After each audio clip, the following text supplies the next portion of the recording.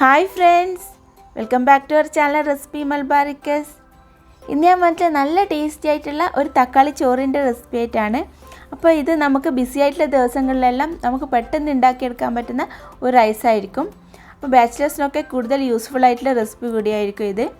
അപ്പം വീഡിയോയിലേക്ക് പോകുന്നതിന് മുമ്പ് എൻ്റെ ചാനൽ നിങ്ങൾക്ക് ആദ്യമായിട്ടാണ് കാണുന്നതെങ്കിൽ ഒന്ന് പ്ലീസ് സബ്സ്ക്രൈബ് ചെയ്യണം. അപ്പോൾ തൊട്ടടുത്ത് കാണുന്ന ബെല്ലൈക്കൺ കൂടി പ്രസ് ചെയ്താലേ ഞാനിടുന്ന പുതിയ വീഡിയോസിൻ്റെ നോട്ടിഫിക്കേഷൻ നിങ്ങൾക്ക് പെട്ടെന്ന് കിട്ടുള്ളൂ. അപ്പോൾ നമുക്ക് വീഡിയോയിലേക്ക് പോകാം. അപ്പോൾ നമ്മൾ ടൊമാറ്റോ റൈസ് തയ്യാറാക്കാൻ വേണ്ടിയിട്ട് ഞാനിവിടെ ഒരു കപ്പ് അരി നന്നായിട്ട് വേവിച്ചെടുത്തിട്ടുണ്ട്. പൊന്നിയരിയാണ് കേട്ടോ ഞാനിവിടെ എടുത്തിട്ടുള്ളത്. അപ്പം നമ്മൾ മട്ടേരിയിലൊക്കെ ഇത് തയ്യാറാക്കിയാൽ അത്ര നന്നായിട്ടുണ്ടാവില്ല. കൂടുതൽ എനിക്ക് നന്നായിട്ട് തോന്നിയിട്ടുള്ളത് പൊന്നിയരി വെച്ചിട്ട് ചെയ്യുന്ന സമയത്താണ്. അപ്പം ഇത് നമുക്ക് ഒന്ന് വേവിച്ച് നന്നായിട്ട് മാറ്റി വെക്കണം. ഇനി നമുക്ക് ഒരു 3 മീഡിയം സൈസുള്ള തക്കാളി എടുത്തിട്ടുണ്ട്. നന്നായിട്ട് പഴുത്ത തക്കാളിയാണ് ഞാൻ എടുത്തിട്ടുള്ളത്. അപ്പം കൂടുതൽ പഴുത്ത തക്കാളി ആയിട്ടുണ്ടെങ്കിൽ കൂടുതൽ നന്നായിരിക്കും. അപ്പോൾ ഇനി ഒരു പാന് വെച്ച് കൊടുത്തിട്ടുണ്ട്. അപ്പം അതിലേക്ക് നമുക്ക് നല്ലെണ്ണ ഒരു 2 ടേബിൾ സ്പൂൺ നല്ലെണ്ണ ചേർത്ത് കൊടുക്കാം. അപ്പോൾ നല്ലെണ്ണ ഒന്ന് ചൂടായ സമയത്ത് കുറച്ച് കടുക് ചേർത്ത് കൊടുക്കാം. ഒരു 1/2 ടീസ്പൂണ് കടുക് ചേർത്തിട്ടുണ്ട്. പിന്നെ കുറച്ച് ഉഴുന്ന് പരിപ്പ്, ഏകദേശം ഒരു 1/2 ടീസ്പൂണോളം. ഇനി ഇതിലേക്ക് ഒരു 1/2 ടീസ്പൂണ് കടലപ്പരിപ്പ് കൂടെ ചേർത്ത് കൊടുക്കാം. ഈ ഉഴുന്ന് പരിപ്പും കടലപ്പരിപ്പെല്ലാം ചേർക്കുമ്പോഴാണ് കൂടുതൽ ടേസ്റ്റ് ഉണ്ടാവുക ഈ റൈസിന്. അപ്പോൾ നമുക്കൊന്ന് പൊട്ടിച്ചെടുക്കണം, ഒന്ന് മൂപ്പിച്ചെടുക്കണം ഈ കടലപ്പരിപ്പ് ഉഴുന്ന് പരിപ്പെല്ലാം. ഇതിലേക്ക് ഒരു 4 വറ്റൽമുളക് കൂടെ ചേർക്കുന്നുണ്ട്. അപ്പോൾ ചേർത്ത് കൊടുത്തിട്ടുണ്ട്. ഒന്ന് വഴറ്റി കൊടുക്കാം. ഇനി കറിവേപ്പില കൂടെ ചേർക്കണം കേട്ടോ. അപ്പോൾ കറിവേപ്പില നമുക്ക് ചേർത്തതിന് ശേഷം ഒന്നുകൂടെ ഒന്ന് വഴറ്റിയെടുക്കാം.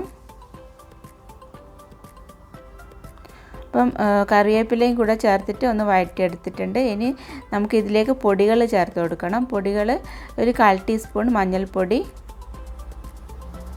ചേർത്ത് കൊടുക്കാം.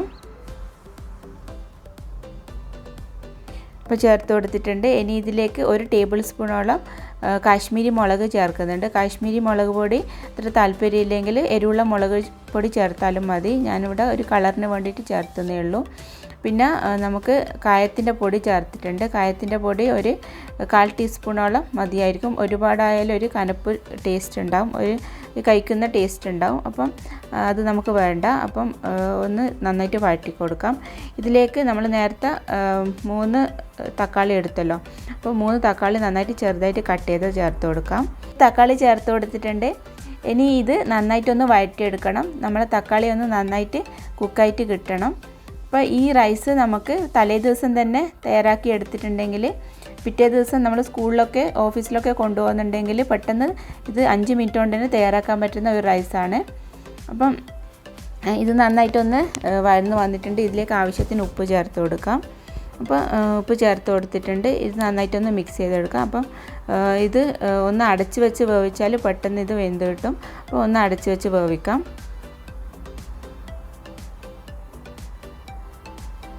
അപ്പോൾ ഇതൊന്ന് അടച്ച് വെച്ച് ഒരു 2 മിനിറ്റ് വേവിക്കാം.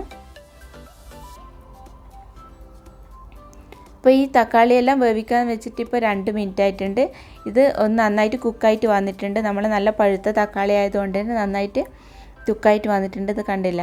അപ്പം നന്നായിട്ട് മസാലയെല്ലാം ആ ഒരു പച്ചമണം നന്നായിട്ട് മാറിയിട്ടുണ്ട്. അപ്പോൾ ഇനി ഇതിലേക്ക് നമുക്ക് ആവശ്യത്തിന് മല്ലിയില ചേർത്ത് കൊടുക്കാം. മല്ലിയിലയും പുതിനയിലയും ചേർക്കുന്നുണ്ട് കേട്ടോ. അപ്പോൾ മല്ലിയിലയും പുതിനയെല്ലാം ചേർക്കുന്നതുകൊണ്ട് തന്നെ ഈ റൈസിന് പ്രത്യേക ഒരു രുചിയായിരിക്കും. അപ്പോൾ മല്ലിയില ചേർത്ത് കൊടുക്കാം. അപ്പോൾ പുതിനയില കൂടി ചേർത്തിട്ടുണ്ട്. പുതിനയില ചേർക്കുന്ന സമയത്ത് കൂടിപ്പോകാതിരിക്കാൻ പ്രത്യേകം നോക്കണം. അപ്പം ഇത് രണ്ടും കൂടി ചേർത്തതിന് ശേഷം നന്നായിട്ട് മിക്സ് ചെയ്ത് കൊടുക്കാം. അപ്പോൾ പ്രത്യേക രുചിയായിരിക്കും നമ്മളെ റൈസിന് ഇത് ചേർത്ത് കൊടുക്കുന്നതുകൊണ്ട് തന്നെ, ഈ ഇലകളിൽ ചേർത്ത് കൊടുക്കുന്നതുകൊണ്ട് തന്നെ. ഇനി ഇതിലേക്ക് നമ്മൾ നേരത്തെ വേവിച്ച് വെച്ച ചോറ് ചേർത്ത് കൊടുക്കാം. അപ്പം ചോറ് ചേർത്ത് കൊടുത്തിട്ടുണ്ട്. ഇനി നന്നായിട്ട് ഇതൊന്ന് മിക്സ് ചെയ്തെടുക്കണം. നല്ല രീതിയിൽ തന്നെ ഇത് നന്നായിട്ട് മിക്സ് ചെയ്തെടുക്കണം കേട്ടോ. അപ്പം ഇത് ഒന്ന് മിക്സ് ചെയ്തെടുക്കട്ടെ. അപ്പോൾ ഇതിൽ ഈസി ആയിട്ട് നമുക്ക് ഈ ഒരു റൈസ് കുക്കറിൽ ചെയ്യാം കേട്ടോ. അപ്പോൾ ചോറും മസാലയെല്ലാം നന്നായിട്ട് മിക്സ് ചെയ്തെടുത്തതിന് ശേഷം ഒന്ന് കുക്ക് ചെയ്തെടുത്താൽ മാത്രം മതിയാവും. അപ്പോൾ കറക്റ്റ് വെള്ളത്തിൻ്റെ അളവും ആ ഒരു ടൈമൊക്കെ നന്നായിട്ട് ഫോളോ ചെയ്താൽ മാത്രം മതി. അപ്പോൾ നല്ല പെർഫെക്റ്റ് ആയിട്ടുള്ള ആ ഒരു തക്കാളി ചോറ് തയ്യാറാക്കാവുന്നതേ ഉള്ളൂ. അപ്പോൾ ഈ ഒരു സിമ്പിൾ റെസിപ്പി എല്ലാവർക്കും ഇഷ്ടമായില്ലേ? അപ്പോൾ എല്ലാവരും ഇതൊന്ന് ട്രൈ ചെയ്ത് നോക്കണം. എന്നിട്ട് ഫീഡ്ബാക്ക് തീർച്ചയായും അറിയിക്കണം. അപ്പം ചാനലൊന്ന് പ്ലീസ് സബ്സ്ക്രൈബ് ചെയ്യണേ. അപ്പോൾ നെക്സ്റ്റ് നല്ലൊരു വീഡിയോ ആയിട്ട് കാണുന്നവരെ thanks for watching. Bye, take care.